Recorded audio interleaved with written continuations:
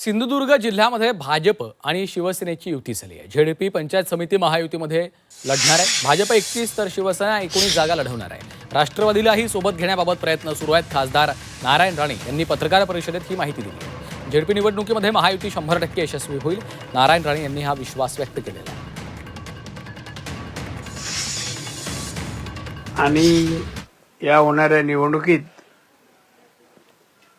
आम्ही तिन्ही पक्षांनी मिळून आघाडी करायचं ठरवलेलं आहे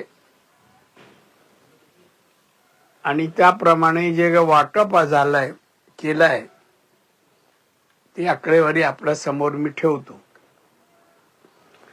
आमच्या या वाटपामध्ये कोणाचे गैरसमज किंवा कुठलंही भांडण तंटा झालेला नाही।